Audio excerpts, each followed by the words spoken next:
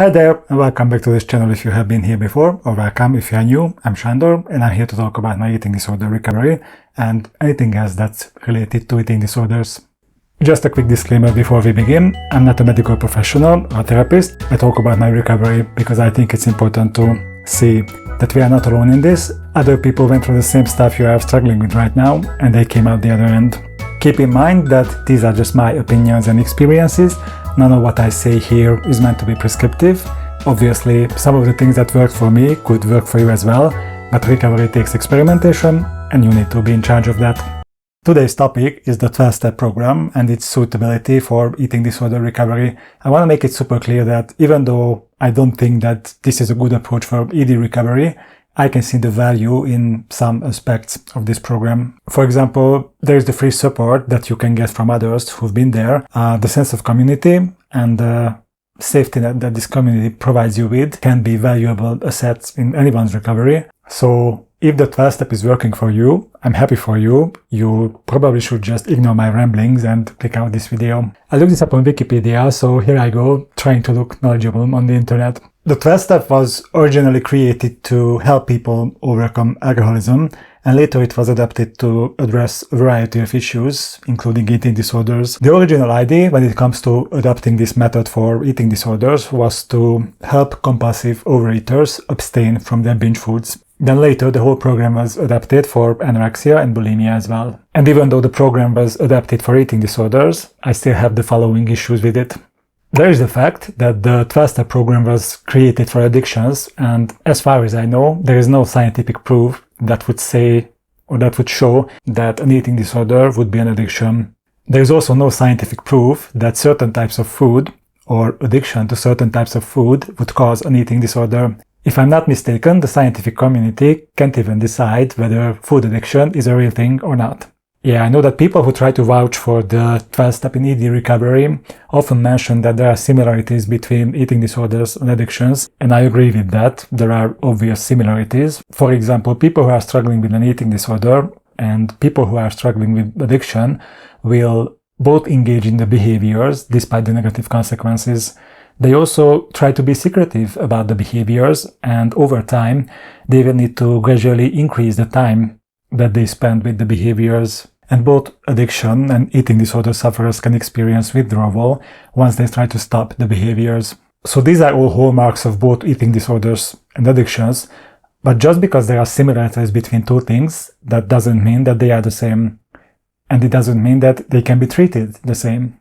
Okay, looking at the individual steps of the program, right from the outset you have to admit that you are powerless over your eating disorder, which you are not. I think it's quite the opposite. Recovery should be empowering, and it's certainly not about giving away your power. Once you have realized that the battle is between you and you, between a healthy and the disordered part of you, you can make a conscious effort to strengthen the healthy part, the part that knows how to take care of you in a healthy way. If knowing that you have a say in your own recovery is not empowering, then I don't know what is. Yeah, you can certainly feel powerless, and I know how much that sucks, but just because you feel something, that doesn't make it true. Just because you feel fat, that doesn't make you fat. This type of thinking is called emotional reasoning, and it's a type of cognitive distortion, something that you will need to unlearn in recovery. And you know, even if you feel powerless in recovery, there are so many ways to be proactive about your recovery. You can, for example, reach out to other people. You can learn how to distract and soothe yourself in a healthy way. You can start working on developing healthier coping mechanisms. And this list goes on and on. It doesn't make any sense to me. How can you expect people to even try to recover if you make them feel powerless first? Why the hell would I try if I'm powerless in this? The next one is probably not going to be popular. It's probably the one that irks me the most, the requirement to believe in a higher power. It's not like I don't believe that there is intelligent design behind existence, but do you really think that it's a good strategy, to rely solely on this higher power in your recovery? What happens if one day this higher power decides that you are no longer in its favor? Will you then simply relapse, or would you try to find another higher power that still has room for you? If the main reason, or if the only reason behind your successful recovery is this higher power, then who is going to take credit for it? Certainly not you, because you are a powerless and defect mortal. Because according to the 12th step, you have character defects, and you will have to identify all of these character defects. You will have to make a list of all of these defects along with the name of all the people you have ever wronged, and you will have to make amends to all of these people. It doesn't end there.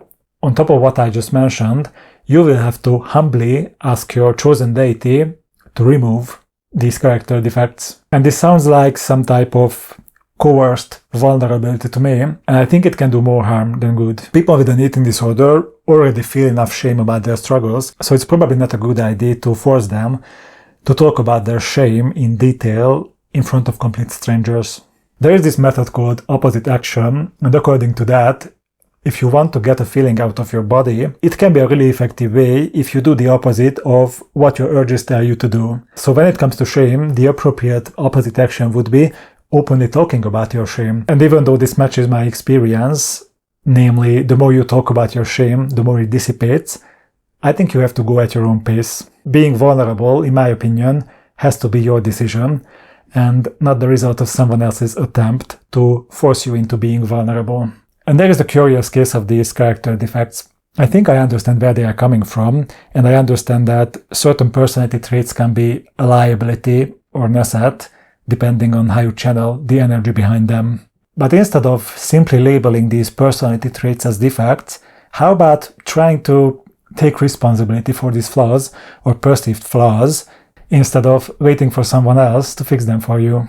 I feel like they're trying to frame this whole process of putting this higher power in charge of your recovery as some kind of humbling experience, when in actuality this can be used as a convenient excuse to skip the actual work that you are supposed to do and avoid taking responsibility. The next thing is related to abstinence, which won't work when it comes to eating disorders. You can certainly abstain from... Obviously, you can abstain from certain substances, such as drugs and alcohol, but you can't abstain from all types of food if you would like to stay alive. In addition, trying to abstain from certain types of foods, in essence your binge or trigger foods, will just elevate their status in your mind and make you crave them even more. Blacklisting foods, if you don't have a medical reason to do so, is just a recipe for disaster. In my experience, you will inevitably end up binging on them. It's just a matter of time before you slip up. My next issue is related to labels. Labeling yourself as an addict or a bulimic, an anorexic or whatever only reinforces the notion that the eating disorder is who you are, or the eating disorder is an integral part of your identity.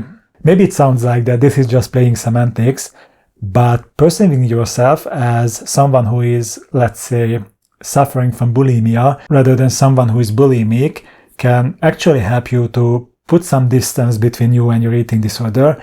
It can help you with taking back your personality from the eating disorder and realizing that the eating disorder is not all there is to you as a person. The 12-step model encourages black and white or all or nothing thinking, which is another type of cognitive distortion. And this type of thinking could have actually contributed to the fact that you developed an eating disorder. So clinging to this black and white thinking in recovery will probably get in the way of your recovery efforts. This is something that I had to unlearn as well in my recovery, and I had to realize that there are many shades of grey in between. I found that I had a much easier time in my recovery once I had accepted that recovery won't be perfect. It doesn't have to be perfect, it goes against the nature of recovery, and slipping up is inevitable, but just because you slip up, that doesn't make you a failure. You can look at your mistakes and either perceive them as failures or reframe the way you think about them and realize that making mistakes is an opportunity to learn something about yourself, and it's an indicator that you still have work to do in certain areas. Remember emotional reasoning, the cognitive distortion I just mentioned? Just because you feel like a failure, that doesn't make you a failure. The last thing I would like to mention is the fact that the 12th step uses the term recovering, and according to this philosophy, people stay recovering for the rest of their lives, meaning they will never get over their addiction. According to this logic, there is no full recovery from an eating disorder. The most people can achieve is being in remission. The disorder is still there, and you will have to manage it one day at a time. And I don't know, that sounds painfully hopeless to me. And I'm genuinely sorry if no one has ever told you before that you can recover for good. There's no scientific evidence that would show that once someone has developed an eating disorder, they would have it for the rest of their lives. And there are a lot of people who recovered fully, myself included. And you don't have to believe me or any of these other people who claim that they are fully recovered. But to a certain extent, your beliefs will create your reality. And if you believe that you will never recover fully, you never will. If you at least keep an open mind about it, who knows? One day you may find that you have recovered fully. I think you have nothing to lose there. Okay, that's all I had to say about the 12th step. Let me know in the comments what you think about this, or let me know if you have tried your luck with it. As always, I hope you will have a great day, or at least a reasonable one, if you are going through something difficult right now.